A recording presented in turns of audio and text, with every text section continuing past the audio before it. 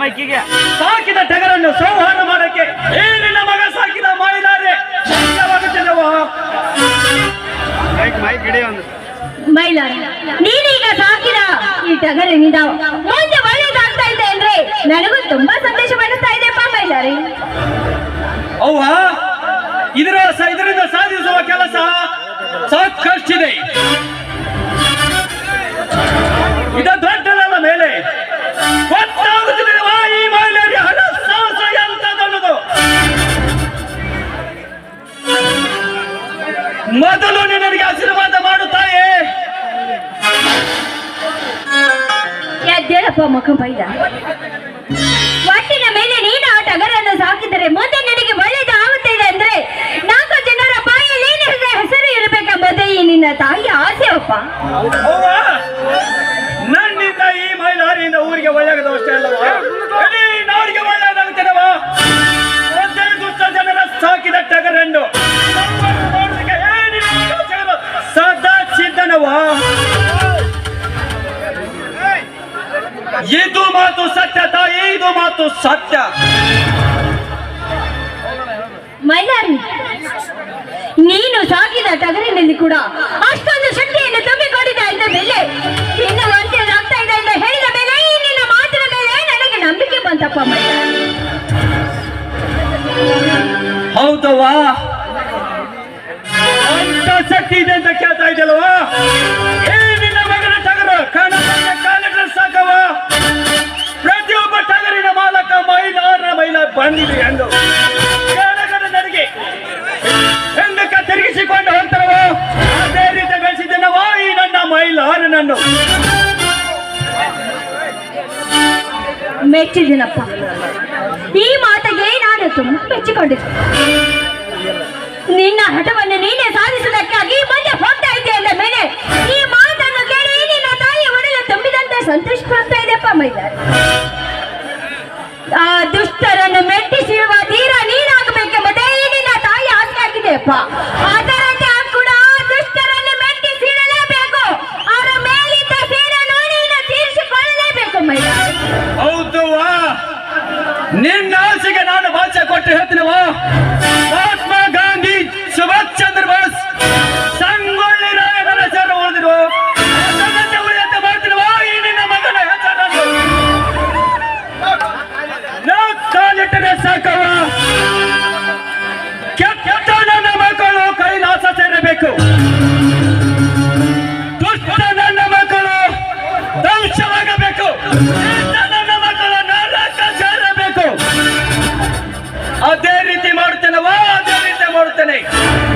ಇದು ಈ ನಿನ್ನ ಮಗನ ಮೈಲಾರನ ಮಾತು.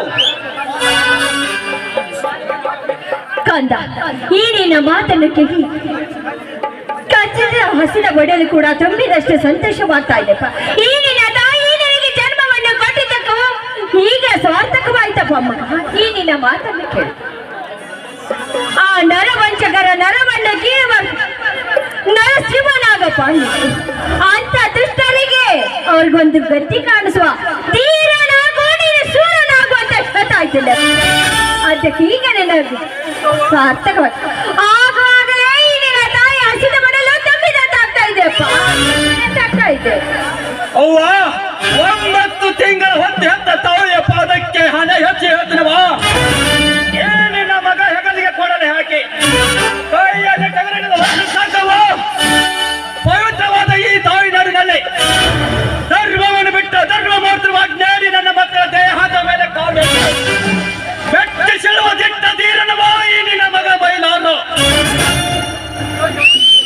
ಸತ್ಯವನ್ನು ಬಿಟ್ಟು ಸತ್ಯಕ್ಕೆ ಮನಸ್ಸೋತು ದಿನನಿತ್ಯ ಈ ಶಾಂತಿ ಗ್ರಾಮದಲ್ಲಿ ಕ್ರಾಂತಿಕಾರನ ಎಬ್ಬಿಸುವ ಕೆಟ್ಟ ನನ್ನ ಮಕ್ಕಳನ್ನ ಕಣ್ಣನ್ನು ಕೇಳುವ ಕರ್ನಾಟಕದ ಕ್ರಾಂತಿ ವೀರನವ ನಿನ್ನ ಮಗ ಮೈಲಾರ. ಮನಸ್ಸು ಕೊಟ್ಟರೆ ಮೈಲಾರ, ಮನಸ್ಸು ಬಿಟ್ಟರೆ ಎದುರಾಳಿಗಳ ಜೀವ ಹರ ಹರ. ಇದೇ ನಿನ್ನ ಮಗನ ಮೈಲಾರ ಸಿದ್ಧಾಂತ.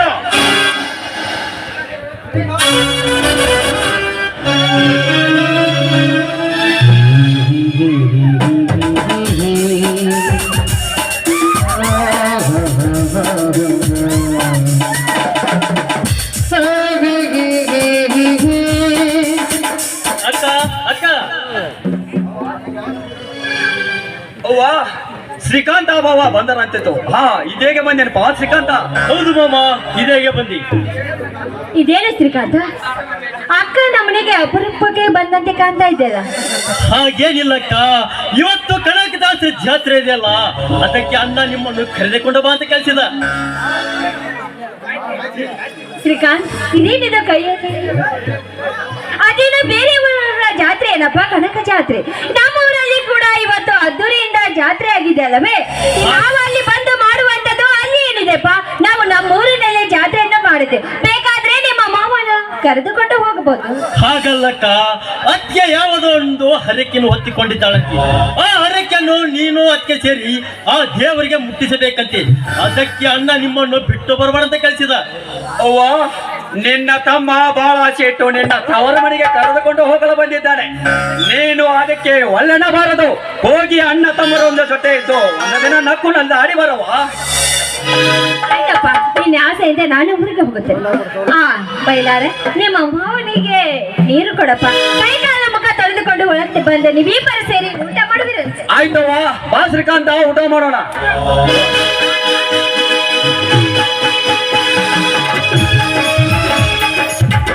ಆಯ್ತಪ್ಪ, ನೀನು ಹೇಳಿದಾಗೆ ಈ ಸಂತೋಷಕ್ಕೆ ಎಲ್ಲರೂ ಸೇರಿ ಒಂದು ಹಾಡನ್ನಾದ್ರೂ ಹಾಡೋಣ.